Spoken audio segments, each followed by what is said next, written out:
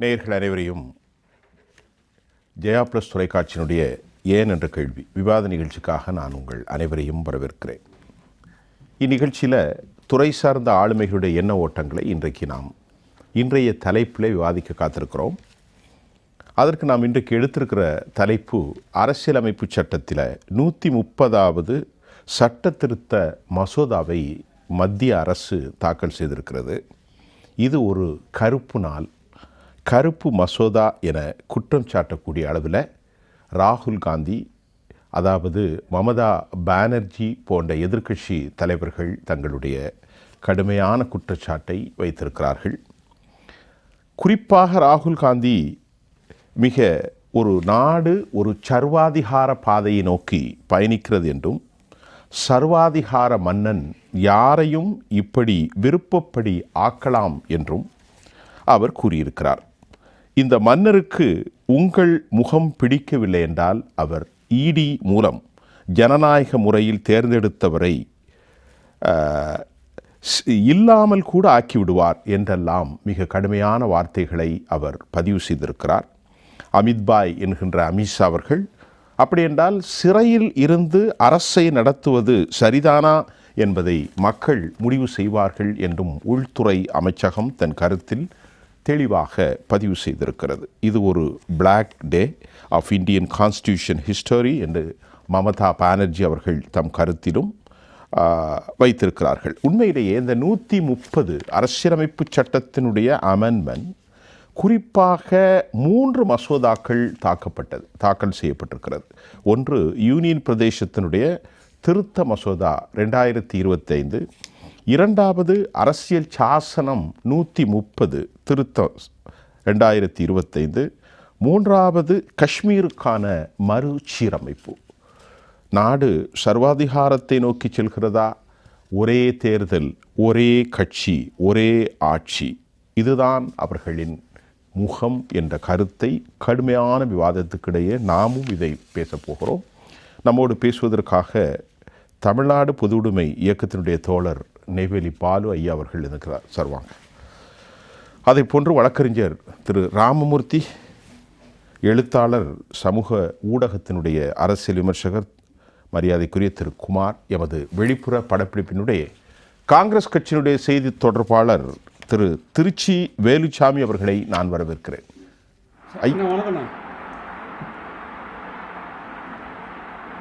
வணக்கம். சரி ராமூர்த்தி ஐயா, இப்போ நாடு சர்வாதிகாரத்தை நோக்கி போகுது, நாடு ஒற்றை தலைமையை நோக்கி போகுது. இது கடுமையான வார்த்தைகள் எல்லாம் சொல்லியிருக்கார்.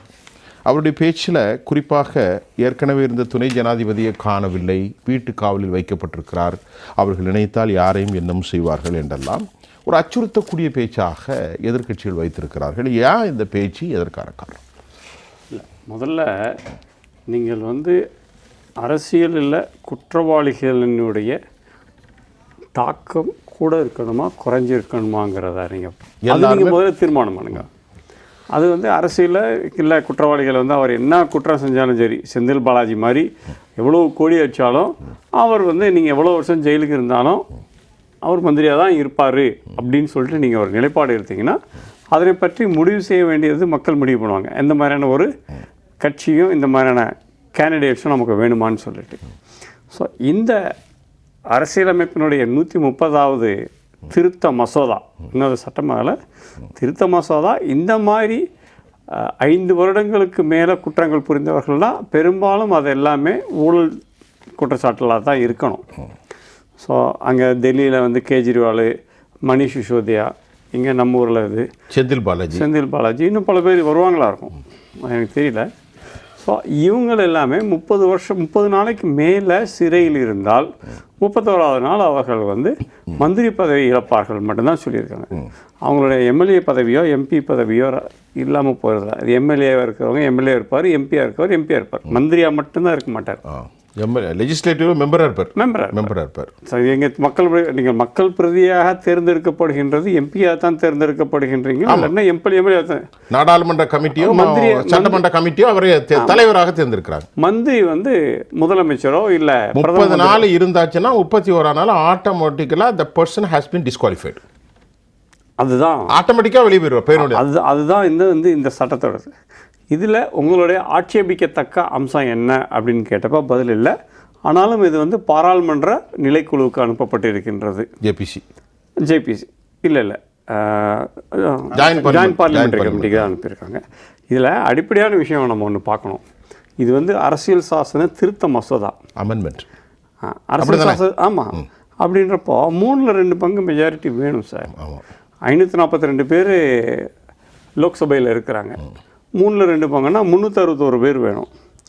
ராஜ்யசபையில் மேலவையில் வந்து 239 பேர் இருக்கிறாங்க. 2/3 மெஜாரிட்டினா 160 பேர் வேணும்.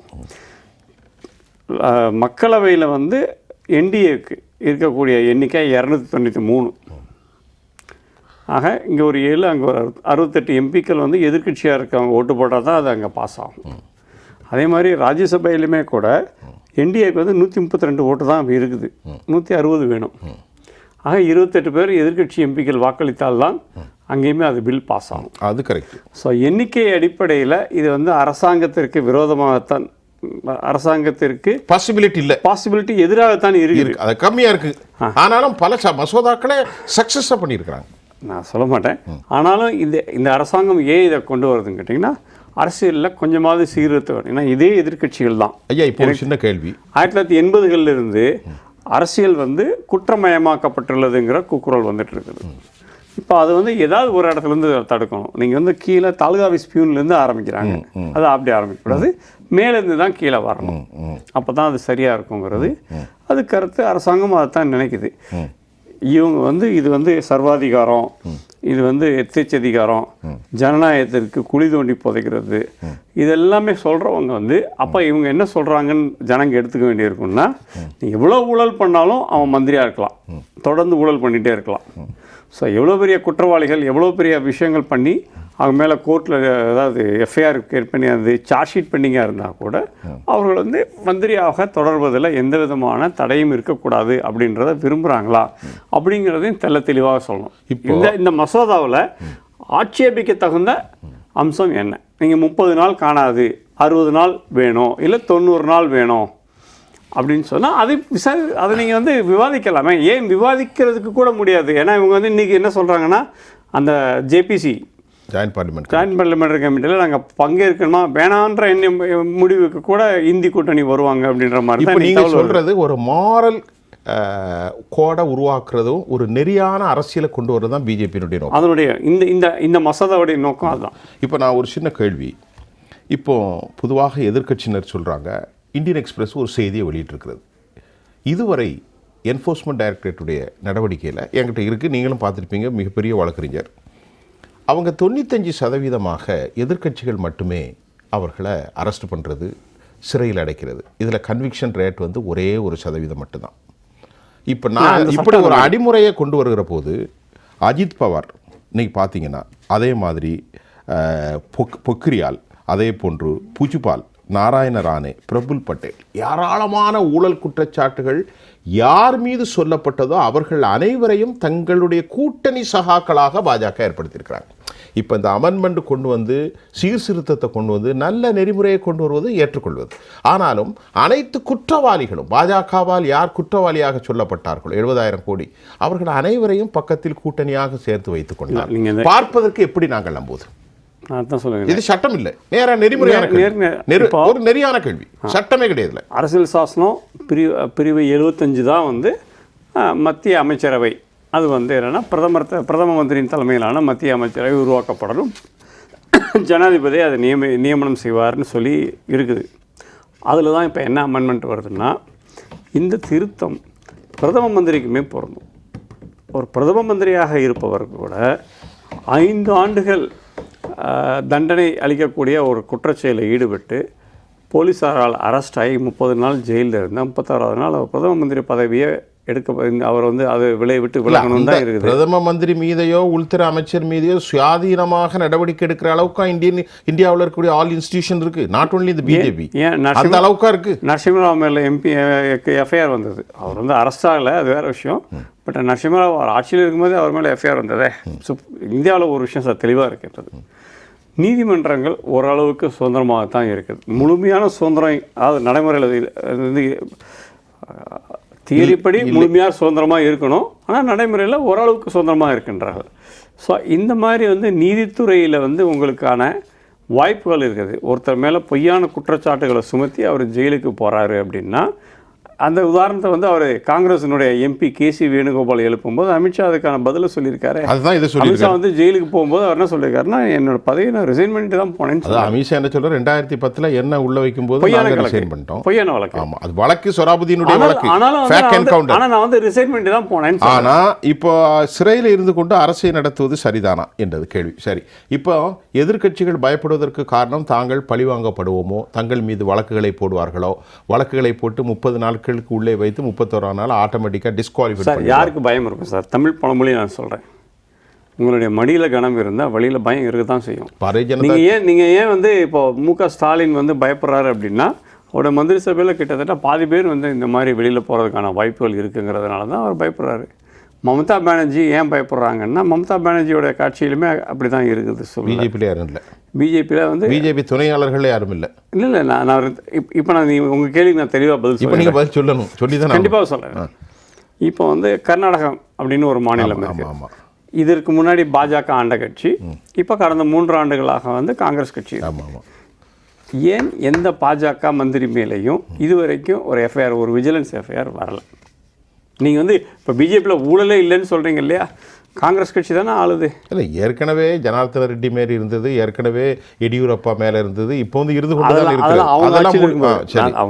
அதெல்லாம் பிஜேபி அதுக்காக சும்மா போட முடியுமா? சும்மா போட முடியும். நீங்கள் வந்து அப்போ எதிர்கட்சியாக இருந்தால் பழி வாங்குவாங்க அப்படின்னு சொல்லி கேட்டால், அந்த மாதிரி யார் மேலே இந்த பாஜக ஆட்சியில் யார் மேலே பழிவாங்கும் நடவடிக்கையாக ஒரு எஃப்ஐஆர்? இப்போ செந்தில் பாலாஜி மேலே எடுத்த நடவடிக்கை பழிவாங்கும் நடவடிக்கைன்னு நீங்கள் சொல்கிறீங்களா?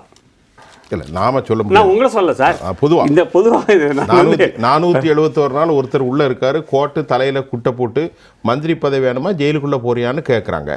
அந்த அளவுக்கு ரொம்ப இடிநடையாக இருக்குது. ஆட்டோமேட்டிக்காக திமுக அரசாங்கம் முன்னாடி வந்து, தம்பி நீங்கள் வெளியே போயிருங்க, நம்முடைய அரசுக்கும் தார்மீகத்திற்கும் சிந்தனைக்கும் திராவிட கருத்தியலுக்கும் எதிரானதுன்னு சொல்லியிருக்கணும். அவரை தியாகி என்று அவரை போடுறார்கள். அந்த விவகாரம் வேறு. முதல் கட்ட கருத்து எடுத்துகிறேன். திரு பாலு ஐயா, இப்பொழுது நம்முடைய வழக்கறிஞர் சொன்னதுக்கு நீங்கள் என்ன சொல்ல வரீங்க?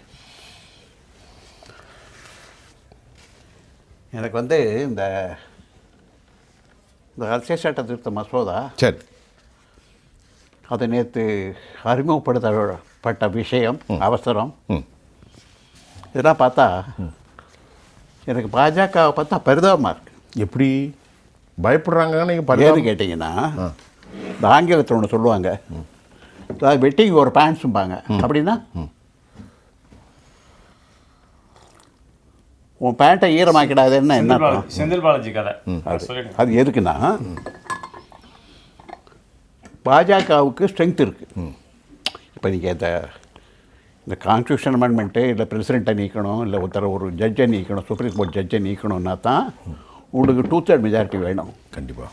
மற்றபடி சாதாரணமாக எந்த மசோதா கொண்டு வந்தாலும், அது பண மசோதாவாக இருந்தாலும் சரி, மற்ற எதுவாக இருந்தாலும் சரி, மெஜாரிட்டி இருந்தால் அது வந்து பாஸ் ஆகும். சரி, இன்றைக்கி பிஜேபிக்கு மெஜாரிட்டி இருக்குது இல்லைங்களா?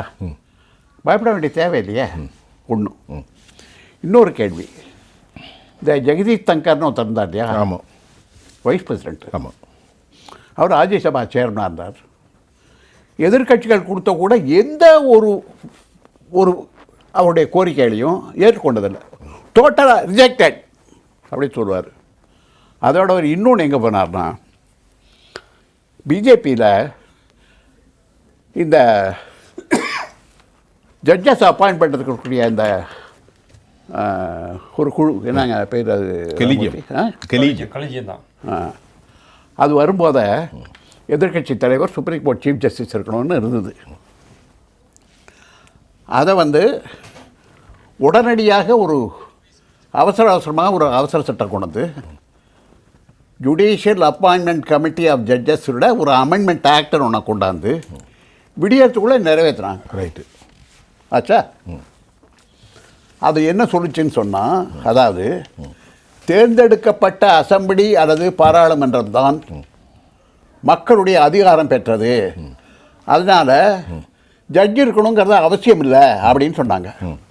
அது என்ன ஒரு பெரிய ஒரு வேடிக்கை என்ன தெரியுங்களா, வினோதம். ஜெகதீஷ் தன்கர் வந்து அரசாங்கம் கொண்டு வந்த அந்த சட்டத்தை ஆதரித்து பேசினார். ஆமாம், மக்களுடைய ஆதரவு பெற்ற லெஜிஸ்லேட்டிவ் அசம்பிளியை சரி அது மக்களவை தான் வந்து அதிகாரம் வாய்ந்தது அப்படின்னு சொல்லிட்டு பேசினார். ஜெகதீஷ் தன்கரே காண போனார். சரி. ஒன்று. ரெண்டாவது, இன்னொரு விஷயம் என்னன்னா, பிஜேபி வந்து அளவுக்கு மீறி பயப்படுறாங்க பாவம். நான் ரொம்ப எனக்கு நான் அதனால தான் முதல்ல சொன்னேன், ஆரம்பிக்கும் போதே எனக்கு ஏன் பயப்படுறாங்க, சிரிப்பு வருதுன்னு சொல்கிறேன். ஏன்னா, நீங்கள் ஏன் சார் கவலைப்படுறீங்க? உங்களுக்கு தான் சந்திரபாபு நாயுடு இல்லைன்னா நிதிஷ்குமார் யாராவது வராங்க. சந்திரபாபு நாயுடு என்ன சொன்னார், எனக்கு அமராவதி கேபிட்டல் ஆகணும், எனக்கு அரசாங்கத்துக்கு ஆந்திராவில் சில சலுகையெல்லாம் கொடுக்கணும்னு கேட்டார். Right, support. நிதிஷ்குமார் அதான் சொன்னார், ரைட், சப்போர்ட்டு. அதே மாதிரி முதல் நாள் அன்றைக்கி பாம்பேயில் மோடி பேசுகிறார், அஜித் பவார் மேலே 3 லட்சம் கோடிக்கு ஊழல் வழக்கு இருக்குது. மறுநாளைக்கு காலையில் அவர் டிப்டி சீஃப் மினிஸ்டர். நான் என்ன கேட்குறேன்னா, என்னுடைய நண்பர் ராமூர்த்தி சொன்னார், அரசியல் குற்றமயமாகிவிட்டது, அது கொஞ்சமாவது மாற்ற வேண்டாமா அப்படின்னு பண்ணுறாங்கன்னு சொல்லிட்டு. குற்றவாளிகளை பூரா உள்ளே வச்சுக்கிட்டீங்க. நீங்களே உங்களோட முன்னுரையில் சொன்னீங்க, அது அவற்றை எந்தெந்த மாநிலங்களில் எவ்வளவு பேரை வந்து நீங்கள் உள்ள கட்சிக்குள்ளே இழுத்து. இன்னும் சொல்ல போனால், முதல்ல மோடி பேரில் நம்பிக்கையில்லா தீர்மானம் வந்தப்போ அவர் பாராளுமன்றத்தில் பேசும்போது வார்த்தை என்ன சொன்னார் தெரியுமா, காங்கிரஸ் என்பதே கொள்ளையடிக்கக்கூடிய கூட்டம் அப்படின்னு சொன்னார். இது ரெக்கார்டில் இருக்கு. அப்போ நான் என்ன கேட்குறேன்னா, அந்த கொள்ளையடிக்கிற கூட்டத்திலேருந்து ஒருத்தன் வந்தால் நீ சேர்த்துக்கலாமா? அப்போ உடனே நான் என்ன சொல்கிறது? அதான் என்னோடய கேள்வி. சரி. ரெண்டாவது, இப்போ அடுத்த ஒரு கேள்விக்காரன், செந்தில் பாலாஜியை அப்பாயிண்ட் பண்ணி அவர் மினிஸ்டராக இருக்கார். செந்தில் பாலாஜி மேலே வேறு குற்றம் வந்து ஜெயலலிதா சீஃப் மினிஸ்டராக இருந்தப்போ அதனுடைய கேபினெட்டில் அவர் வந்து டிரான்ஸ்போர்ட் மினிஸ்டராக இருந்தார். யார்? செந்தில் பாலாஜி. அப்புறம் அவர் ஆட்சி மாறி அவர் கட்சி மாறிட்டார். கட்சி மாறின பிறகு அவர் பேரில் வழக்கு வந்தது. நேற்று வரைக்கும் அந்த கட்சியில் இருந்த எடப்பாடி சொல்கிறாரு, செந்தில் பாலாஜியை தண்டிக்கணும் அப்படின்னு சொல்கிறார். இல்லை, அதாவது அம்மா 16 இறக்குறாங்க, 17 தான் அவர் மீது இந்த குற்றம் வருது. நான் அதெல்லாம் சொல்லலைங்க. எடப்பாடி அவர் பேரில் வந்த அந்த குற்றச்சாட்டு அவர் ஜெயலலிதா அமைச்சரவையில் இருந்த போது வந்த குற்றச்சாட்டு. அப்போது இல்லை, 17 அவர்களுக்கு பின்பு எடப்பாடி தலைமையில் வந்ததுங்க.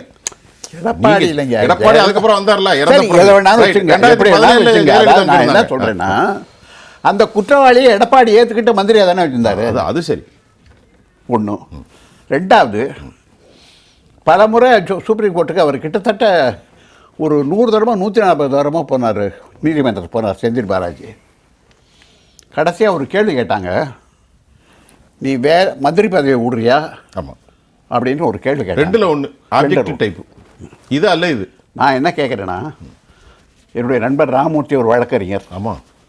குமார் வந்து இந்த சட்ட நுணுக்கம் தெரிந்தவர். அவர் கான்ஸ்டியூஷனை பற்றியே புக் எழுதியிருக்காரு, அவர் நிறைய எழுதியிருக்காரு. நான் என்ன கேட்குறேன், இதை court authorise to ask such a question? அந்த கேள்வியை கேட்கறதுக்கு ஒரு கோர்ட்டுக்கு ஒரு நீதிபதிக்கு அதிகாரம் இருக்கா? கான்ஸ்டியூஷன் என்ன சொல்லுது? ஒரு சீஃப் மினிஸ்டர் அல்லது ஒரு பிரைம் மினிஸ்டர் யாரை வேண்டுமானாலும் அவருடைய மந்திரி சபை சகாவாக கேபினெட் மினிஸ்டராக ஏற்றுக்கொள்ளலாம் என்று தான் சட்டம் இருக்குது. அதை யாருமே கொஸ்டின் பண்ண முடியாது. அப்போது முதல் நாள் வரைக்கும் இருந்த குற்றவாளியாக இருந்த அஜித் பவார் வந்து டிப்டி சீஃப் மினிஸ்டர் ஆகலான்னா செந்தில் பாலாஜி ஏன் அமைச்சராக இருக்கக்கூடாது? என்னோட கேள்வி. ஒன்று. ரெண்டாவது, இதில் பெரிய ஜோக்கு என்ன தெரியுங்களா? மிகப்பெரிய ஜோக்கு. அமித்ஷா சொல்கிறாரு, நீங்கள் என்ன எல்லாத்தையும் போட்டிங்க, அதில் பிரதமர் பேரையும் சேருங்க அப்படின்னு சொன்னாராம். அடாடாடா, எனக்கு புல்ல அரிச்சு போச்சுங்க. இப்படி ஒரு பிரதமராக நம்ம நாட்டில் என் பேரை சேர்த்துறியா? மோடியே சொல்லி 30 நாள் வந்து நான் வந்து ஜெயிலுக்கு போகிறேன்னா என்னுடைய பதவி போயிடுன்னு. என்ன நாடகம் அது? நான் என்ன சொல்கிறேன், நம்ம நாட்டு மக்கள் அவ்வளவு பேருமா மூளை இருக்கிறத கட்டி வச்சு விட்டாங்க. இப்போ லோக் ஆயுக்தா லோக்பால் இருக்கிற சட்டம் இட் கேன் பி மேடு. ஏங்க நான் கேட்குறேங்க, கூகுளுக்குள்ளே போங்க, பிஜேபியில் இருக்கக்கூடிய எம்எல்ஏ எம்பி மினிஸ்டர் அவளுக்கு எத்தனை பேரில் கேஸ் இருக்குன்னு பார்ப்போமா? அதை சொன்னேன் நான் இன்னொன்று சொல்கிறேன். இப்போ லேட்டஸ்ட்டாக ஒன்று பிரக்யானந்தா எப்படி ஆச்சு? இது இங்கே மாலைக்கான் உங்களுடைய கூட்டாளி இன்னைக்கு பேசிகிட்டு இருக்கீங்க, ஏடிஎம்கேயில் இருக்கக்கூடிய டெப்டி ஸ்பீக்கர் சரி பொள்ளாச்சி ஜெயராமனுடைய பையன், அவன் மேலே எவ்வளோ பெரிய ஒரு பாலியல் குற்றச்சாட்டு வந்தது. அவனை முதல்ல இதை எடுத்துட்டாங்க, வழக்கில் தான் எடுத்தாச்சு. இடைவெளிக்கு அப்புறம் தொடரும். அதான் அதனால் நான் என்ன சொல்கிறேன்னா, ஒரே ஒரு கேள்வி தான். நீங்கள் பிஜேபிக்கு ஒரு அரசை நடத்துவதற்கான தேவையான அவர்களுக்கான அதற்கான ஒரு பலம் இருக்கிறது. அவங்க பயப்பட வேண்டிய தேவையில்லை. அதனால் இந்த அதிரடியாக ராத்திரியோட ராத்திரியாக இல்லை ஆளெல்லாம் இல்லாதப்போ கையை தட்டிட்டு சில இதை பில்லெல்லாம் கொண்டு வரது, அதை நிறைவேற்றுறதுங்கிறதுல அதை கைவிட்டால் தான் ஜனநாயகத்தின் பேரில் பாஜகவுக்கு எவ்வளவு நம்பிக்கை இருக்கிறது என்பதற்கான ஒரு அடையாளமாக இருக்கும். திரு குமார், உங்களுடைய கருத்தை வைங்களேன். இன்றைக்கு நேற்று உள்துறை அமைச்சர் தாக்கல் பண்ண 130வது அமெண்ட்மெண்ட் சுதந்திர இந்தியாவில் ஒரு வரலாற்று ரெக்கார்ட் பிரேக் என்று தான் நான் சொல்லணும். ஏன்னா வருமுன் தடுக்கிறதுக்கு ஒரு நடவடிக்கை இருக்குது, இது வந்த பிறவா தடுப்போன்னு பண்ணியிருக்காங்க. வருமுன் தடுக்கிற நடவடிக்கைன்னா என்னது? நான் அதுக்கு உச்சநீதிமன்றத்தில் வழக்கு போட்டேன். இது சுதந்திரத்துக்கு முன்னால் இந்தியாவில் தியாகிகள் இருந்தாங்க, தன்னலமற்ற தியாகம் செய்தவர்கள் பல கட்சிகள் இருந்தாங்க, நாட்டுக்காக உழைத்தாங்க, சொத்து சுகத்தை இழந்தாங்க, உயிர் தியாகம் பண்ணாங்க. இந்தியாவுக்கு சுதந்திரம் கிடைச்சிது. சுதந்திரம் வந்த உடனே முந்த்ரா ஸ்கேண்டல் வந்துட்டுது. Mundra, TT Krishnamachari, AR Antulay, PC Sethi, வரிசையாக நான் அதெல்லாம் பட்டியலிட்டு ஓரா கமிட்டி ரிப்போர்ட்டை பட்டியலிட்டு உச்சநீதிமன்றத்தில் representation of people's act section 8 and 9, section 8 என்ன சொல்கிறது? டிஸ்குவாலிஃபிகேஷன் சொல்கிறது. 9 என்ன சொல்கிறது? டிஸ்லாயலிட்டியே சொல்கிறது. இந்த ரெண்டுலேயுமே வர்றது என்னென்னா, தண்டனை தேச துரோக குற்றத்தில் ஈடுபட்டவங்க தண்டனை காலத்திலிருந்து 6 வருஷத்துக்கு தேர்தலில் போட்டியிடக்கூடாது, பாக்கி எல்லா குற்றமும் அதில் கவர் ஆகாதுங்கிற மாதிரி அந்த சட்டம் இருந்தது. அதை உடைக்கிறதுக்காக, அதை ஸ்ட்ரைக் டவுன் பண்ணணுங்கிறதுக்காக நான் உச்சநீதிமன்றத்தில் 98 வழக்கு போட்டேன். அந்த வழக்கு 2-3 நாள் விசாரணைக்கு இன்றைக்கி நீதிபதிகள் கூப்பிட்டு கேட்குற மாதிரி தலையிடுற மாதிரிலாம் அன்றைக்கி கிடையாது. அன்றைக்கி அரசாங்கத்தை பார்த்து நீதிமன்றங்கள் அரசாங்கத்துக்கு எதிராக ஒரு தீர்ப்பு கொடுக்கணுன்னா 15-100 தடவை யோசித்து கொடுக்குற காலம் அன்னைக்கு. ஆனால் இன்றைக்கி அப்படி இல்லை. இன்றைக்கி அரசாங்கம் நீதித்துறையை பார்த்து பயப்படுற மாதிரி மாறி இருக்குது இப்போ நிலைமை. அந்த சூழலில் அவங்க என்ன சொன்னாங்கன்னா, இது நாங்கள் இது ஏற்புடையதாக இருந்தாலும் கூட நீங்கள் இதை நாங்கள் இதில் சட்ட திருத்தத்தை சம்மந்தப்பட்ட விஷயங்களில் நாங்கள் தலையிட முடியாது, நாங்கள் ஸ்ட்ரைக் டவுன் தான் கேட்டிருந்தோம். ஆனால் அவங்க என்ன சொன்னார்கள் என்றால், நீங்கள் you approach to law making body, so this case is dismiss, நாங்கள் இதில் எதுவுமே தலையிடுற மாதிரி இல்லை அப்படின்னு சொன்னாங்க. நான் அதை புக்கா போட்டு எல்லாத்துக்கும், எல்லா இந்தியாவில் இருக்க எல்லா அமைப்புகளுக்கும், எல்லா வழக்கறிஞர், எல்லா கவர்மெண்ட்டு, எல்லா மாநில அரசு எல்லாத்துக்கும் கொடுத்து கம்யூனிஸ்ட் பார்ட்டி ஆஃபீஸில் 50 காப்பிக்கு மேலே வாங்கிட்டாங்க அந்த காலத்தில். அதுக்கப்புறம் அது விவாதத்துக்கு கிரிமினலைசேஷன் ஆஃப் பாலிட்டிக்ஸ்னு கொஞ்சம் நாளைக்கு குடியரசுத் தலைவர் உரை அன்னைக்கு வரும், சுதந்திர தினத்தன்னைக்கு வரும். நாட்டில் குற்றவாளிகள், கிரிமினல்களும் குற்றவாளிகளும் ஊழலும் மலிந்து கிடக்கிறது அப்படின்னு அறிக்கையில் வருமே தவிர தீர்வு கிடைக்காமல் இருந்தது. அதையும் சேர்த்து பண்ணியிருக்கணும். அதுக்கு இப்போ அடுத்த ஸ்டெப் அதை பண்ணணும்னு நான் நினைக்கிறேன். Representation of people's act section 8 அந்த ஸ்கோப் ரொம்ப சின்னதாக இருக்குது. அதுக்கு தகுந்த மாதிரி சூட்டபுளாக இந்த மாதிரி சந்தேகத்துக்கு அப்பாற்பட்டவங்க தான் மக்கள் பிரதிநிதியாக வரணும். சந்தேகம் இருந்தாலே இருக்கட்டுமே, 140 கோடி மக்களில் ஒருத்தர் சந்தேகமாக இருந்தால் நல்ல ஜென்யூனாக வரட்டும், அந்த மாதிரி மாற்றணுங்கிறது என்னுடைய விருப்பம். ஆனால் இன்றைக்கி தப்பு பண்ணி 30 நாளுக்கு மேலே உள்ளே இருந்தால் அவங்கள பதவியில் நீடிக்கக்கூடாதுன்னு தான் சொல்லி, ரொம்ப சரியானது. ரொம்ப அதாவது இது ஃபஸ்ட் எய்டு. கொதிக்கிற பதினியில் கப்பி முத்து போட்டால் அமுங்கும்ல, அந்த வேலையை தான் இது செய்ய முடியும். 30 நாள் அவர் உள்ளே இருந்துட்டு திரும்ப அவர் ஜென்யூன், அவர் எஃப்ஐஆர் ஜாமீன் கிடச்சிட்டுதுன்னா அப்புறம் அவர் இருக்கலாங்கிற மாதிரி தான் சட்டத்தை கொண்டு வந்திருக்காங்க. இதை எதுக்குறாங்க பாருங்கள். அவங்கள பூதா கண்ணாடி வச்சு பாருங்களேன், அவங்கள நீங்கள் கிளாஸ் வச்சு பாருங்கள், அவங்களுடைய கேரக்டர் எப்படி இருக்கும். அப்போ இதை எதிர்த்தா பிரதமரையும் உள்ள இன்வால்வ் பண்ணணும், பண்ணிருங்கன்னு அவர் சொல்லியிருக்காரு, இன்சர்ட் பண்ணுங்கன்னு சொல்லியிருக்காரு. வாஜ்பாய் இருக்கும்போது இந்த சர்ச்சை வந்தது. வாஜ்பாய் இருக்கும்போது இது விவாதம் நடந்து கடைசியில் அது நிறுத்தப்பட்ட ஒரு சமாச்சாரம் இது. அதை இப்போ கொண்டு வந்திருக்காங்க. அது நாட்டு நன்மைக்காக, மக்கள் நன்மைக்காக கொண்டு வந்திருக்காங்க. திருடர்கள் நன்மைக்காக இதை எதிர்க்கக்கூடாது. திருட்டுத்தனம் பண்ணுறவங்களும், திருட்டுத்தனத்தை பாதுகாக்கிறவங்களும், திருட்டுத்தனத்தை ஊக்குவிக்கிறவங்களும் தவிர வேற யாரும் இதை தடுக்க முடியாது. நீங்கள் இப்போ சொன்ன வார்த்தையில் ஒரு முக்கியமான இருக்குது, திருடர்களை பாதுகாக்கக்கூடாதுன்னு சொன்னால். இப்போ அதைத்தான் திரு பாலு அவர்கள் கேட்டார்கள். அஜித் பவார் போன்றவர்கள் மிகப்பெரிய, உங்கள் வார்த்தையில் அப்படிப்பட்ட ஒருத்தர், ராணே போன்றவர்கள், புஜ்பால் போன்றவர்கள், பிரபுல் பட்டேல் போன்றவர்கள், ஆசாமில் இன்றைக்கு இருக்கக்கூடிய முதலமைச்சர்கள் மீது ஏராளமான ஊழல் குற்றச்சாட்டுகள், அதை அனைவரையும் பக்கத்தில் வைத்துக்கொண்டு அவர்களுக்கு அனைத்தும் பதவியும் கொடுத்து கொண்டு கான்ஸ்டியூஷன் பாடியாக முதலமைச்சராகவும் துணை முதல்வராக இருந்து கொண்டு நீங்கள் எப்படி பேசுறீங்க? ஏற்கனவே நான் சொன்னது போல சட்டத்தில் நான் சொன்ன தேச துரோக வழக்கை தவிர பாக்கி வழக்குகளில் இருக்கிறவங்க தண்டனை காலத்திலேருந்து 6 வருஷத்துக்கு தேர்தலில் போட்டியிடக்கூடாதுன்னு இருக்கிறத தவிர அது வரைக்கும் அவங்க ஜென்யூனாக தான் இருந்துக்கிட்டு இருக்காங்க. இந்த அஜித் பவார் வழக்கில் அவர் மேலே விசாரணை என்கொயரி போட்டாங்க, தேவையான ஆதாரங்கள் கிடைக்கலன்னு உடனே அவங்கள விட்டுட்டாங்க. அவங்க கிளீன்னு அவங்க சொல்ல முடியாது, அது நீதிமன்றம் தான் சொல்லணும். கிளீனுங்கிறது நீதிமன்றம் சொன்னால் இது அவருக்கும் பொருந்தும், இப்போ இருக்கிற எல்லாத்துக்குமே பொருந்தும், பிரதமருக்கே பொருந்துங்கும் போது அஜித் பவாருக்கு என்னன்னா, நீங்க சொன்னது கரெக்ட். நீதிமன்றத்தில் இருக்கு, ஜுடிஷியல் இருக்கு, it's tax more time, investigation is going on, அது ஒரு பக்கம்.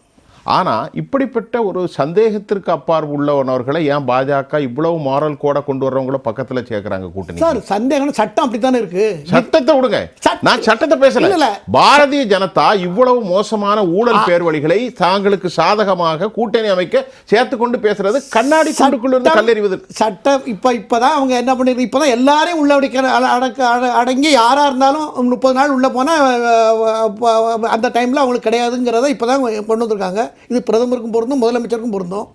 பல முதலமைச்சர்கள், பல அமைச்சர்கள் அதில் சிக்குவாங்கங்கிறது தான் எல்லோரும் எதிர்ப்பு தெரிவிக்கிறாங்க. கல்கத்தாவில், மேற்கு வங்கத்தில் பல பேர் இருக்காங்க, தமிழ்நாட்டில் பல பேருக்கு வெயிட்டிங் லிஸ்ட்டில் இருக்குது. இதெல்லாம் அதில் உள்ளே வந்துருங்கிறது தான் இவங்க இரண்ட பிஜேபியில் யாருமே இல்லைன்னா அதையும் சேர்த்து விடுங்க. எல்லாரும் யாராக இருந்தாலும் தான் சார், யாராக இருந்தாலும் சொல்லுங்க, மாட்டேங்கிறீங்களா? இல்லை, நல்லாருக்கு பெய்யும் மழை எல்லோருக்கும். அது இந்த சட்டம் சரியானது, மக்களுக்கானது. மக்கள் தான் ரெஸ்பான்ஸ், மக்களுடைய சொத்துக்கள் தான் சூறையாடப்படுது. இந்த ஊழல் எங்கிறது? ஊழல் இவங்க வெளிநாட்டு தான் கொண்டு வராங்க. இந்த நாட்டோட நம்மளோட பணத்தை தான் இவங்க ஊழல் பண்றாங்க. நீங்க ரொம்ப ஒரு காந்தியவாதியாக உங்களுக்கு ஒரு எக்ஸ்பெக்டேஷனோட இருக்கு. கண்டிப்பா 30 வருஷத்துக்கு முன்னாடி கேஸ் போட்டிருக்கேன் சார். இதுக்காக இதுதான் இந்த நாட்டில் பிரச்சனை. தலைவலிக்கு காரணமே என்னன்னா, தவறான புரிதல், சட்டத்தின் நோக்கத்தை, சட்டத்தினுடைய அந்த அந்த அந்த சட்டத்தினுடைய ஆன்மாவை புரியாம, நுழைஞ்சுக்கிட்டு சட்டத்தினுடைய ஆன்மாவை என்னன்னு புரிஞ்சுக்காம, சட்டத்தினுடைய நோக்கத்தை புரிஞ்சுக்காம, அதை இப்படி சொன்னா அப்படி எப்படி வெளியே இருக்கிற வரைக்கும் இவர் மேல கோர்ட் தண்டனை கொடுக்குற வரைக்கும் இவர் ஜென்யூன் தானே, இவர் ஓட்டு போடலாம், அப்போ ஏன் இவருக்கு கூட இந்த வாதமே தப்பு. 140 கோடி மக்கள் இருக்காங்க. சுஃபியான் இல்லைன்னா சார் இருக்காரு, அவர் இல்லைன்னா இவர் இருக்காரு, நான் இருக்கேன். யாருக்கு நல்லா இருக்கு ஒரு வேலைன்னு அப்படித்தானே கொடுக்குறோம். அரசாங்கத்தில் வேலை பார்த்தவனுக்கு ஒரு தப்பு பண்ணிட்டா 5 ரூபா 50 ரூபா லஞ்சம் வாங்கிட்டானா உள்ள போடுறோம் இல்லையா, வேலை போகுது இல்லையா? நீ மட்டும் கோடி அடிச்சுட்டு எப்படி இருக்க முடியும்? Very good. தற்போது திருச்சியிலிருந்து காங்கிரஸ் கட்சியினுடைய செய்தி தொடர்பாளர் இவ்வளவு நேரமும் ரொம்ப கவனமாக அவதானித்து கொண்டிருக்கிறார். அதற்காகவே அவருக்கு நான் நேரம் கொடுத்துருக்கிறேன். ஐயா, உங்களுக்கு என்னுடைய பேனல்லேருந்து எல்லாரும் வணக்கம் சொல்கிறாங்க. திருச்சி வேலுச்சாமி சார், உங்களுடைய கருத்துக்களை வையுங்கள். வணக்கம் வணக்கம் வணக்கம் வணக்கம் வணக்கம். அதாவது முன்னால பேசிய நண்பர் குமாரும் ராம்மூர்த்தி 2 பேரும் வழக்கறிஞர்கள். நான் ஒரு சாதாரண கிராமத்துக்காரன்.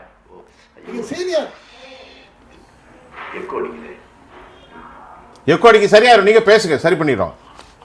Senior right. நான் கேட்க விரும்புவது, அதாவது எனக்கு தெரிஞ்ச ஒன்று, குஜராத்ல ஒரு அரசியல்வாதி மேல இவர் இந்த மாநிலத்துக்குள்ள இருந்தாலே மிகப்பெரிய குழப்பம் வரும், மாநிலத்தை விட்டு வெளியே அனுப்புன்னு ஒரு தீர்ப்பு சொன்னாங்க. இவர் பெரிய குற்றவாளின்னு சொல்லி. அவர் யாருங்கிறது உங்களுக்கு நினைவு இருக்கா? இன்னைக்கு அவர் தான் இந்த மசோதாவை பிரேரணை பண்றாரு. நீங்க சட்டம் என்பது வல்லான் வகுத்ததே வாய்க்கால். நான் உங்களை பார்த்து கேட்கிறேன், 2 பேரும் பெரிய வழக்கறிஞர்கள், ஒரே வழக்கு. அவங்க குறிப்பா சொல்லனே, சாதாரண வழக்கு கூட இல்ல, உலகத்தையே திரும்பி பார்க்க வைத்த ராஜீவ் காந்தியுடைய கொலை வழக்கு. இங்க ஒரு தீர்ப்பு என்ன சொல்றான்? 26 பேர் குற்றவாளிகள் தூக்குன்றான். மேல போய் அதுக்கப்புறம் 26 பேர்ல 4 பேர் தவிர 22 பேர் விடுதலைங்கிறான். அதுக்கு மேல போன உடனே அவங்களும் விடுதலை. ஒரே சட்டம் தானே, ஏன் ஒவ்வொரு கோர்ட்லயும் வெவ்வேறு விதமான தீர்ப்பு வருது? இங்க இருக்கிற பிரச்சனை என்ன என்பதா அவர் சொன்னாரு, அயோக்கியர்கள் தான் ஆதரிப்பாங்க, இதை எதிர்ப்பாங்க. இந்த சட்டத்தை செயல்படுத்த போவது யார்? மத்திய அரசு தானே. நான் அவரை பார்த்து ஒரு கேள்வி கேட்கிறேன். இதே சென்னையில சேகர் ரெட்டின்னு ஒருத்தர் வீட்டுல உங்க இடி என்போர்ஸ்மெண்ட் எல்லாம் வந்து ரைடு பண்ணிச்சா? பல 100 கோடி பல கோடி ரூபாய்கள் கரன்சி 200 ரூபாய் நோட்டா கட்டுக்கட்டா புடிச்சாங்க. போட்டோவே வந்துச்சு பத்திரிகையில, உங்க டிவிலே காட்டுனீங்க. அதுக்கப்புறம் அந்த வழக்கு நடந்துச்சு. வழக்கு நடந்து முடிஞ்ச உடனே எல்லாம் பேப்பர்ட்டாங்க. இப்ப வெளியே வந்துட்டாரு. இந்த வழக்கு என்ன? ஒண்ணு அது உண்மையான நோட்டு தான், அந்த சேகர் ரெட்டி உள்ள போயிருக்கணும். இல்ல அது பேப்பர் தான் சொன்னா வெறும் பேப்பரை வச்சு ஒரு அப்பாவி மேல வழக்கு போட்டு அந்த அதிகாரிகள் மீது நடவடிக்கை எடுத்திருக்கணும். இந்த ரெண்டுல என்ன பண்ணிருக்காங்க? இல்ல. இந்திய நாட்டுடைய வரலாற்றிலே இல்ல. தமிழ்நாட்டில் சீஃப் செக்ரட்டரி அலுவலகத்திலேயே ரைடு பண்ணி அது பாராமிலிட்டரி போர்ஸுடைய பாதுகாப்போட பல ஆதாரங்களை பிடித்தார்கள் என்று அவர்களே கொடுத்தாங்க. பத்திரிகையில வந்துச்சு. இது ஒண்ணு எடுத்த நடவடிக்கை என்ன? இவர்கள் என்னன்னா இவர்கள் கையிலேயே அதிகாரத்தை வைத்துக் கொண்டு இதை மிரட்டி மற்றவர்களை பணி வைப்பது ஒரு டாக்டிக்ஸ். இரண்டாவது, இன்றைக்கு நாடு முழுவதும் மிகப்பெரிய அதிர்வலைகளை உருவாக்கி கொண்டிருக்கிற வேறு பிரச்சனையிலிருந்து மக்களை திசை திருப்புவதற்கு இதை பயன்படுத்துறாங்க என்பதை ஒன்றும் இல்ல. ஒருவரை தேர்தலில் போட்டியிடுதா இல்லையா, அவர் வெற்றியிடவே இல்லையா என்பது அவர் யோக்கியனா அயோக்கியனா யாரும் சர்டிபிகேட் கொடுக்க முடியாது. ஜனநாயகத்துடைய எஜமானர்களே மக்கள் தான். அந்த மக்கள் கொலைகாரனுக்கு ஓட்டு போட்டாலும் கொள்ளைக்காரனுக்கு ஓட்டு போட்டாலும் அயோக்கியனுக்கு ஓட்டு போட்டாலும் அதை ஏற்றுக்கொண்டுதான் தீரணும். அதுதான் ஜனநாயகம். அதை இவர் யோக்கியதா இல்லையா என்று நீதிமன்றம் சொல்வது அல்ல. தேர்தலில் போட்டி போடுகிறவன் அவன் சரியானவனா இல்லையா என்று மக்கள் தானே முடிவெடுக்கின்றன. அதுக்கு சட்டம் தனியா இருக்கு. இந்த சட்டம் நடைமுறைக்கு வரப்போகுதா அது எனக்கு சந்தேகமா தான் இருக்கு. ஆனாலும் இதை இன்றைக்கு கொண்டு வருவதனுடைய நோக்கம் அவருடைய பல்வேறு பிரச்சனைகள் இருந்து அவர்களை தப்பித்துக் கொள்வதற்கு. நம்ம நெய்வேலி பாலுனாலும் எங்க ஊர் பாலு தான் அவரு. அவர் சொன்னாரு, அஜித் பவார் உதாரணத்தை சொன்னாரு. அவர்களுக்கு எதிராக இருக்கிற போது அவர் சொத்து எல்லாத்தையும் முடக்கினாங்களா? 3000 கோடி ரூபாய் சொத்துக்களை முடக்கினாங்க. ஆதரிச்ச உடனே ரிலீஸ் பண்ணாங்களே எப்படி? வெஸ்ட் பெங்கால்ல எப்படி? இவர்களுக்கு எதிராக இருந்தா அவர்கள் மீது நடவடிக்கை, ஆதரிச்சா அதே போயிடுது. இப்படி நூற்றுக்கணக்கான ஆயிரக்கணக்கான விஷயங்கள் நாடு முழுக்க நடக்குது. இதை வைத்துக் கொண்டு எதிர்கட்சிக்காரர்களை மிரட்டுவது, அரசியல்வாதிகளை மிரட்டி பணிய வைப்பது, அதற்காக மட்டுமே இவர்கள் செய்கிறார்கள். யோக்கிய வர்றா செம்ப தூக்கி உள்ளவை என்று சொல்வதை போல இந்த மசோதாவை பிரேரித்தவருக்கு இதற்கு இந்த தகுதி இருக்கிறதா என்கின்ற மிகப்பெரிய வினாவை நான் கேட்கிறேன். அதற்கு நண்பர்கள் பதில் சொல்லணும். அவர்கள் மீது குஜராத்தில் வழக்கு இருந்ததா இல்லையா? குஜராத் நீதிமன்றத்தில் தீர்ப்பு சொன்னாங்களா இல்லையா? அந்த மாநிலத்தை விட்டு வெளியே வச்சிருந்தாங்களா இல்லையா? கண்டிஷன் பேர்ல இருந்தாரா இல்லையா? அவர் எப்படி வந்தாரு? மக்கள் ஓட்டு போட்டு தானே வந்தாரு. அதை ஏத்துக்கிட்டு தானே இருக்கிறோம். மக்கள் வாக்களித்து வெற்றியடைய செய்தால் அதை தடுத்து நிறுத்துவதற்கு யாரும் முடியாது. ஜனநாயகத்துடைய பலமோ பலவீனமோ ரெண்டும் அதுதான். அதை இவர்கள் இன்றைக்கு கொண்டு வருவதற்கு உள்நோக்கம் இருக்கிறது. இதில் நேர்மை இல்லை, நியாயம் இல்லை, நடுநிலை இல்லை. அவர்களுடைய சுயநலத்திற்காக இதை கொண்டு வருகிறார்கள் என்பதுதான் எங்களுடைய வெளிப்படையான குற்றச்சாட்டு.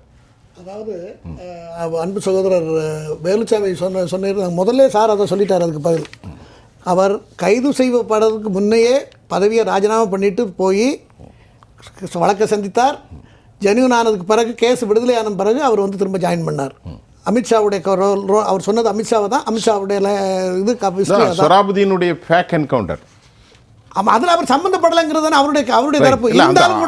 இருந்தாலும் கூட நான் போலீஸை போய் சந்தித்து ஜெயிலுக்கு போகிறதோ நான் வரணும், அதெல்லாம் வேறு விஷயம். நான் நிரபராதின்னு வந்தால் நான் சேர்ந்துக்கிறேன்னு சொல்லிட்டு ரிசைன் பண்ணிட்டு போனார். அதுக்கப்புறம் ஜாயின் பண்ணார். அதுக்கும் இதுக்கும் என்ன சம்மந்தம் இருக்குது? இது சும்மா ஓட்டுறதுக்காக பயன்படுத்துறது, சும்மா ஒரு அலங்காரத்துக்காக பேசுகிறது. அது சொல்லுங்கள் பாலு சார். அவர் சொன்னாங்க ஒரு முக்கியமான விஷயம் முதலே சொல்லியிருக்கணும். சொல்லுங்கள். கேட்டதெல்லாம் இல்லையா? எல்லா மீடியாவிலும் ஒரே வழக்கு தானே, ஒரே சட்டம் தானே.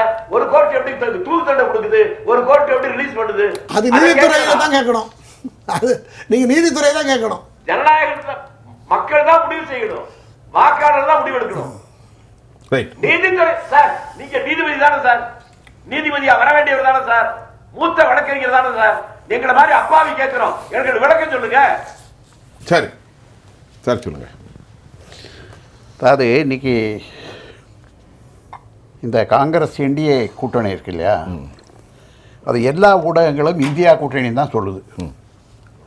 நீங்கள் உங்கள் தலைப்பிலே இந்தி கூட்டணின்னு போட்டிருக்கீங்க. அது என்னன்னு எனக்கு தெரியல. அது இந்தியா கூட்டணி, இந்தி கூட்டணி, இந்தி கூட்டணின்னு போட்டிருக்கீங்க. அது தப்பு. அது அது என்ன வேணாலும் சரி, அது நீங்கள் அது என்னுடைய கருத்து. அது நம்ம நிர்வாகத்தில் என்னன்னு கேட்போம். ரெண்டாவது, இந்த குற்றவாளி என்று நிரூபிக்கப்பட்டால் அப்படிங்கிற அந்த கொஸ்டின் இருக்குல்ல, சட்டம் என்ன சொல்லுதுன்னு சொன்னால், until and unless proved guilty and punished, அது வரையிலும் அவர் குற்றம் சாட்டப்பட்டவர் தானே ஒழிய குற்றவாளி அல்ல. காத்திருக்க வேண்டும். இதுதான் வந்து லீகல் பொசிஷன். until unless சட்ட நிலைப்பாடு அதுதான். ரைட். இப்போ நான் என்ன கேட்குறேன், இந்த ஷாக்கிரா பானுன்னு ஒருத்தங்க குஜராத்தில் 4 வயசு அவங்க வந்து வயத்தில் கர்ப்பம் குழந்தை இருக்குது. அவருடைய குடும்பத்தில் 16 பேரை கொண்டாங்க. அது ஷாக்கிரா பானு இல்ல, பில்கிஸ் பானு. பரவாயில்ல, பேர் ரைட், அதான் ஏதோ ஒரு பேர். ரைட், பானு. ரைட், பில்கிஸ் பானு. 14 பேர் அவர் குடும்பத்தில் கொலை செய்யப்பட்டார். ஆமாம், ஒரே இடத்துல. அவர் வந்து பாலியல் வன்முறைக்கு பல பேருடைய பாலியல் வன்முறைக்கு உள்ளாகப்பட்டார். ஆமாம். அந்த வழக்கில் கடைசியில் என்ன ஆச்சுன்னு சொன்னால், the prosecution has failed to prove the guilt beyond doubt. சந்தேகத்திற்கு இடம் இல்லாத வகையில் ப்ராசிக்யூஷன் தரப்பில், அரசு தரப்பில் அது வந்து நிரூபிக்கப்படவில்லை. 11 பேர் வெளியே வந்து அப்படின்னு சொல்லிட்டாரு. நான் ஏற்றுக்கிறேன். அமித்ஷா வந்து கோர்ட் வந்து குற்றவாளி இல்லைன்னு சொல்லிடுச்சு. கரெக்ட், நானும் அதை ஏற்றுக்கிறேன். ஏன்னா கோர்ட்டு பண்ண பிறகு நான் என்ன கொஸ்டின் பண்ண முடியாது. நான் கொஸ்டின் பண்ணேன்னா நான் என்ன எம்பேல கண்டெம்ட் வந்துடும். ஆனால் நான் என்ன ஒன்று கேட்குறேன்னா, அவங்க குடும்பத்தில் செத்து போனது உண்மை தானே? ஆமாம், 13 பேர். அவங்க பாலியல் வன்முறைக்கு உள்ளானது உண்மை தானே? உண்மைதான்.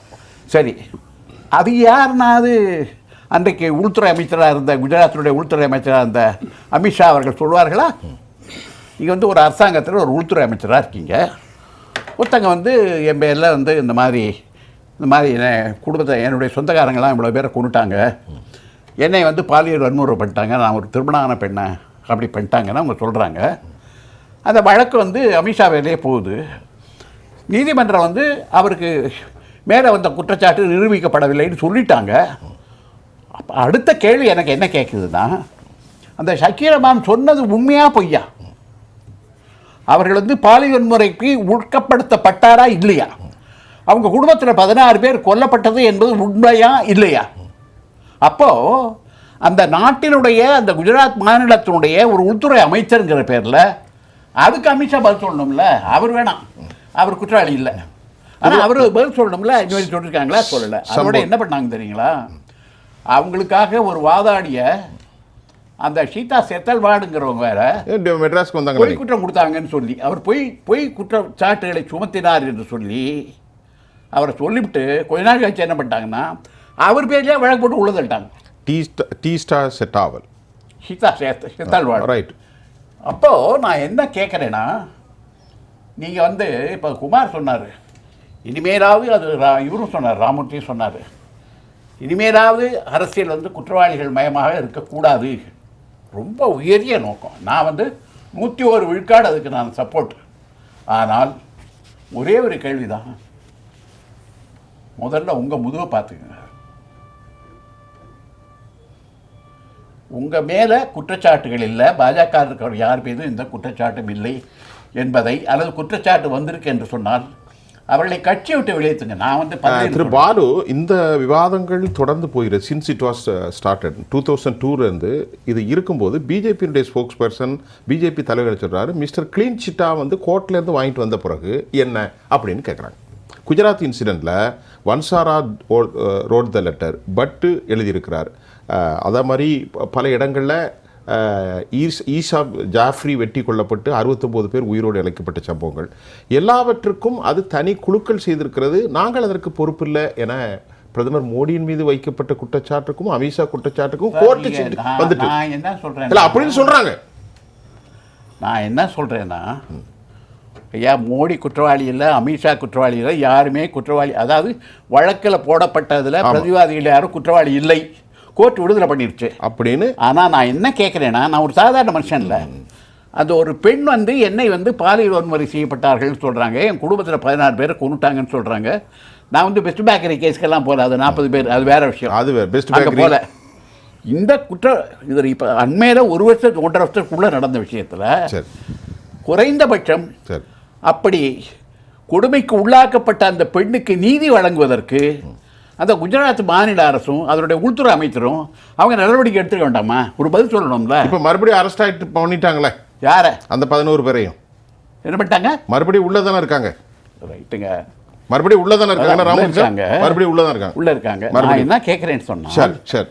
அவங்க உள்ள இருக்காங்கன்னா ஏன் வெளில விட்டாங்க? வெளியே வந்து அவர்களுக்கு லட்டு கொடுத்து மாலை போட்டாங்க.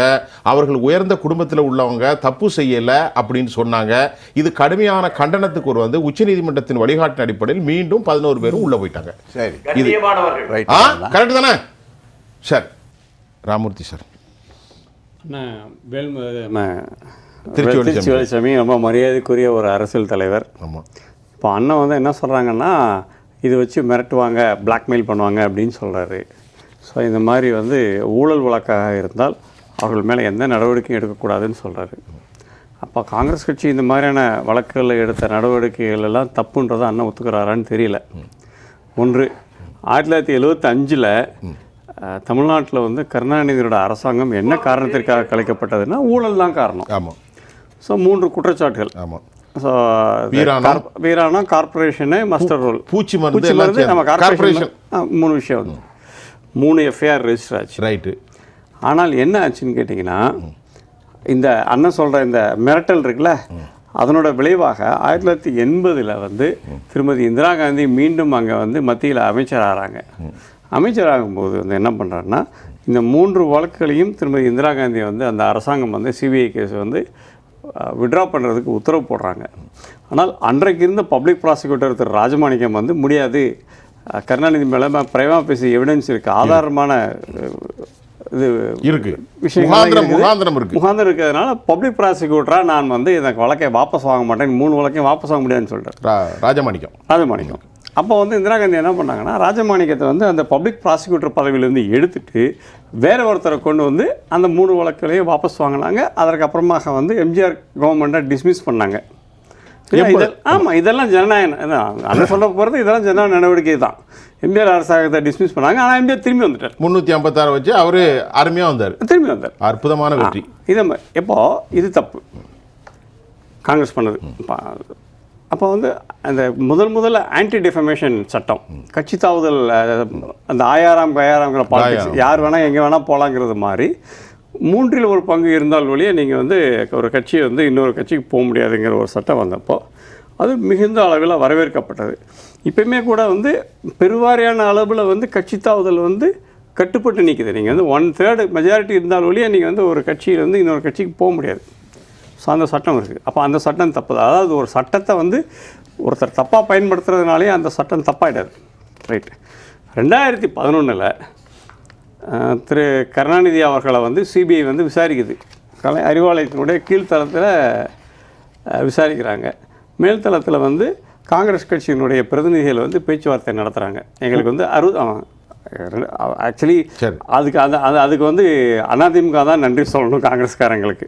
ஏன்னா 63 சீட்டு வந்து கொடுத்தே ஆகணும் அப்படின்றப்போ கலைஞர் வந்து வேறு வழி இல்லாமல் 63 நாயன்மார்களே வருக அப்படின்னு சொல்லிட்டு 63 சீட்டை கொடுத்து சிபிஐலேருந்து மனைவியை காப்பாற்றினார்.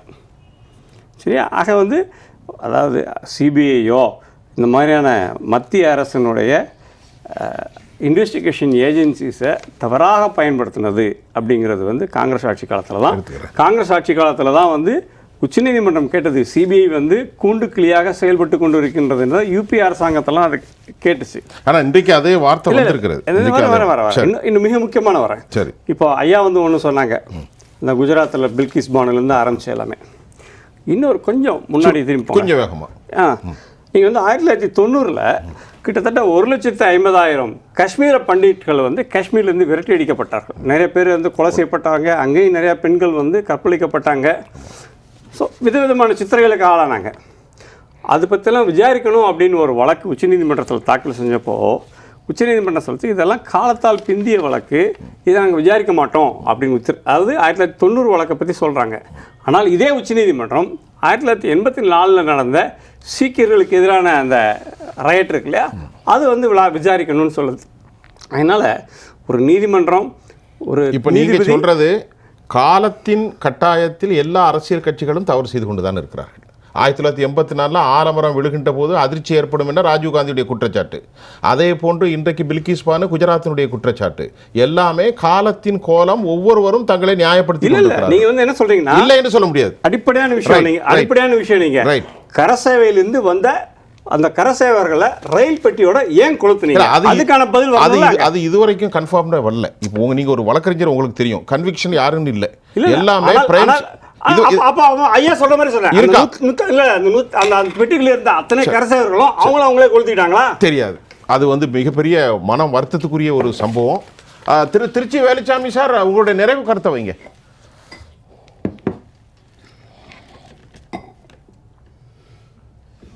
ராமூர்த்தி சாருக்கு நான் நன்றி சொல்றேன். நான் என்ன சொல்றேனோ அதே அவர் ஒத்துக்கிறார். சரி, ஆட்சியில் யார் இருக்கிறாங்க என்பது வேறு. நீதிமன்றத்தில் சட்டத்தின் அடிப்படையில் மட்டும்தான் நீதி வழங்கப்படுகிறது என்பது உண்மை போல தோற்றமளிக்கிற ஒரு பொய் தோற்றம். அதுக்குதான் நான் ராஜீவ்காந்தியுடைய கொலை வழக்க சொன்னேன். நான் அவருக்கே சொல்றேன், பாபர் மசூதி இடித்த போது எத்தனை வழக்குகள் பகிரங்கமா நடந்துச்சு. பொதுமக்களுடைய மனசாட்சி அடிப்படையில் தீர்ப்பு சொன்னாங்களே, அப்ப அந்த தீர்ப்பை வைத்து ஒரு முடிவு எடுக்க முடியுமா? நான் அதைத்தான் நான் என்ன சொல்றேன்னு கேட்டா, ஜனநாயகத்தில் எஜமானர்கள் மக்கள் தான். அவர்கள் கொலைகாரனுக்கு வாக்களித்தாலும் அதை ஏற்றுக்கொண்டுதான் ஆகணும். மக்கள் அவர் இறுதி எஜமானர்களா இருக்கிற போது இப்படி ஒரு சட்டம் போடுவது, ஆட்சியில் இருக்கிறவர்கள் தங்களுக்கு சாதகமாக இதை பயன்படுத்துவாங்கன்னு சொன்னார். அவர் இன்னொன்னு சொன்னார், 2G வழக்க பத்தி சொல்லும் போது கீழே பேச்சுவார்த்தை நடந்துச்சு, மேல விசாரணை நடந்துச்சுன்னு சொன்னாரு. அவர் வழக்கறிஞரே அதை சரியா தெரியாம சொல்றார். அந்த 2G விசாரணையே அரசாங்கம் நடத்தவில்லை, நீதிமன்றத்தினுடைய வழிகாட்டுதல் அடிப்படையில் நடத்தப்பட்டது. அமைச்சர்கள் அதை கண்காணிக்கவே இல்லை. தயவு செய்து அவருக்கு புரிந்து கொள்ளணும். அதனால நான் திரும்பவும் சொல்வது, அதிகாரத்தில் அமர்ந்திருக்கிறவர்கள் இப்படிப்பட்ட சட்டம் வருகிற போது அவர்களுக்கு சாதகமாக அதை திருப்புவதற்கு வாய்ப்பு இருக்கிறது என்று நான் அழுத்தமா சொல்றேன். மீண்டும் சொல்வது, தவறான மனிதர்களாகவே இருந்தாலும் அவர்களை தேர்ந்தெடுப்பது மக்கள். அவர்கள் தேர்ந்தெடுத்தால் அதை ஏற்றுக்கொண்டுதான் ஆக வேண்டும். அதுதான் ஜனநாயகத்தின் பலமோ பலவீனமோ, அதுதான் யதார்த்தம். அதை ஏற்றுக்கொண்டுதான் ஆக வேண்டும். இந்த திருத்தம் தேவையற்றது. அதுதான் அர்த்தம். சரி சார், சொல்லுங்க. இன்னைக்கு திருச்சியிலேருந்து நம்ம ரத்தின சுருக்கமான கருத்துக்களோடு அமர்ந்துட்டார். ஆமாம். இப்போ அவர் முன்ன ஒரு கருத்து சொன்னார். சரி, ஒவ்வொரு கோர்ட்டில் ஒவ்வொரு வகையான தீர்ப்பு வருது, அது எப்படின்னு கேட்டார். அதுக்கு பதில் சொல்லணும். அப்போ அந்த டைம் கையை காமிச்சிட்டிங்க நீங்கள். சரி, அது ஒரு கேஸுனால் இப்போ ட்ரையல் கோர்ட் இருக்குது. ட்ரையல் கோர்ட்டில் தான் ஒரு வழக்கு விசாரிக்கப்படும். அக்கு வேறு ஆணி வேறு விசாரிக்கிறது ட்ரையல் கோர்ட்டில் தான். அப்புறம் அது ஒரு தீர்ப்பை கொடுக்கும். அந்த தீர்ப்பில் வாதிக்கோ பிரதிவாதிக்கோ சாதகமாக பாதகமாக வந்தால் அடுத்தால ஒரு கோர்ட்டுக்கு, மேல் கோர்ட்டுக்கு, இப்போ டிஸ்ட்ரிக்ட் கோர்ட்டுக்கு போகும், அப்புறம் ஹை கோர்ட்டுக்கு போகும், சுப்ரீம் கோர்ட் போகும். எல்லா தீர்ப்புலேயும் யாருக்கோ ஒருத்தர் நமக்கு இந்த வகையில் பாதிப்பு இருக்குது அப்படின்னு நினச்சாங்கன்னா அந்த அந்த சட்ட அந்த அந்த அந்த அந்த குறைபாடுகளை வந்து மேல் கோர்ட்டில் ஹைலைட் பண்ணுவாங்க வழக்கறிஞர்கள். பண்ணும்போது அவங்க அதை சரியாக இருந்தால் அதை எடுத்துக்கிட்டு தான் தீர்ப்பு மாறுறது. ஆக நீதி எப்படியும் நிலைநாட்டணுங்கிறது தான் அந்த சட்டத்தினுடைய நோக்கம். அந்த சோல் ஆஃப் லா அப்படின்னு சொன்னால் நீதி நிலைநாட்டப்பட வேண்டும் அப்படிங்கிறத நோக்கம். அதனால தான் 4 ஸ்லாப்பாக வச்சுருக்காங்க. எந்த இடத்துல ஒரு இடத்துல நீதி நிலைநாட்டப்படணுங்கிறது தான். அதனால உதாரணம் சொல்றது ராஜீவ்காந்தி கொலையை. ராஜீவ்காந்தி கொலை அப்படிதான் நடந்தது. அதான் 26 பேருக்கு தூக்கு, நவநீத கோர்ட்ல 26 பேருக்கு தூக்கு. சொல்ல முடியும். அதான் மாத்தி மாத்தி சொல்லுவான்.